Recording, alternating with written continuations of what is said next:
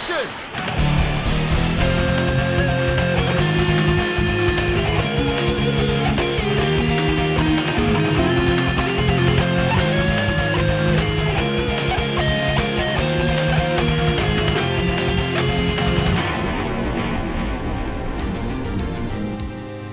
Ever since the release of the Generation 5 movie, several issues have arisen that conflict with the ideals and events of G4. Why the Sun and Moon suddenly move on their own, why the three pony races broke up when Equestria was seemingly in a state of utopia after the defeat of Cozy Glow, T-Rex, and Chrysalis. Then there was the union of pretty much all of the races in the world, who have all but inexplicably vanished from Equestria, and many, many more problems. And while I enjoyed the movie, I'd still acknowledge the fact that there were so many unanswered questions in this new generation concerning with what happened to the old world years ago. So with that being said, instead of progressing on the continuity established in G4, is it possible that G5 would have been a much better product if it was a reboot rather than a sequel? And for all intents and purposes for this discussion, we'll keep the episodes and storylines relatively how they were for the most part, but remove the previous generation from the picture and fill in the gaps with various proposed ideas. So let's get down to it and take a look and see if the show could vastly improve to make it a worthy successor of G4, or see if absolutely nothing will change. Let's begin.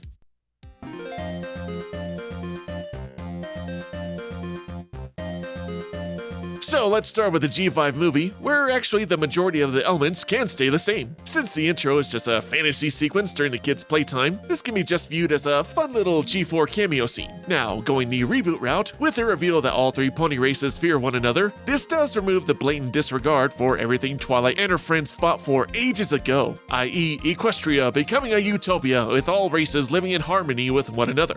With that being said, it still creates a problem.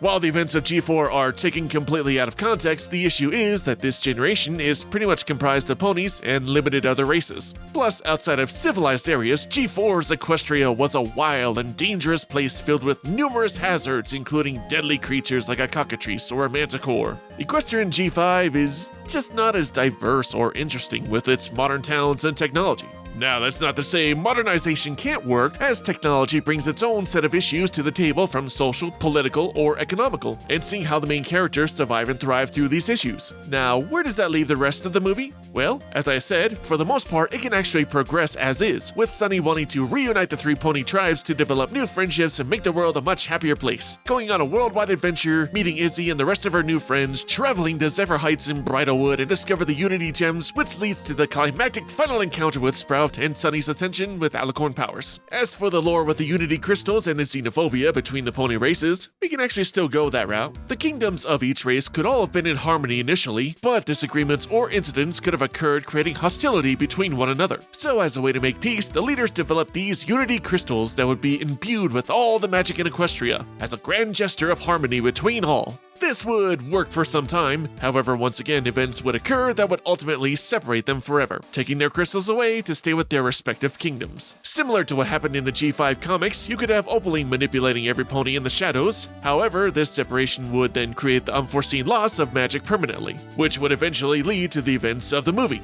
Even so, that still doesn't account for some of the plot holes, such as how Sunny's father got a hold of the Earth Pony Gem, or was it just there since its original construction? I don't know. And other than some nitpicks here and there, overall the movie would actually fare a little better with G4 taken out of the picture. And what about the whole loss of magic throughout the world? Actually, that's not too difficult to imagine. Let's compare this to the Pixar movie Onward. Equestria, in the world of Onward, were mystical lands with strange creatures and magic found throughout. Yet over time, technology became the dominant source of power, and everyone essentially forgot about magic and didn't require it anymore, seeing as they now have modern conveniences to perform everyday tasks. Transplant this idea to G5, and it integrates quite well, seeing as G4 was considerably minimalistic in its technology, where in the new generation movie we see phones, internet, TV, and other examples of advanced machinery.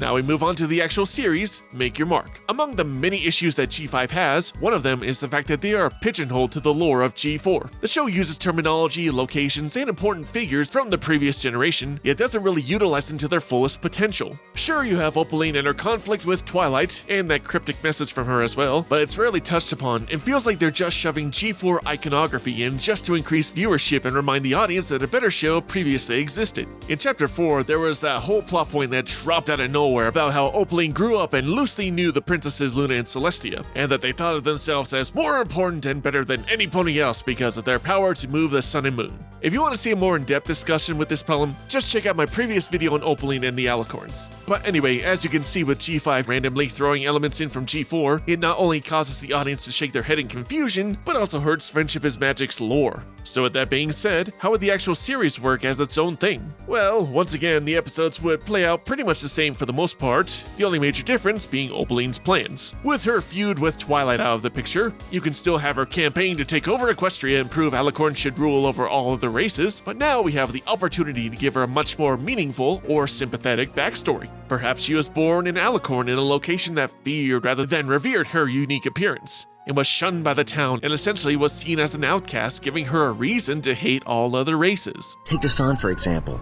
He was born on a planet unused to the wonders of the Force, where his seemingly magical abilities caused him to be feared and shunned by those around him.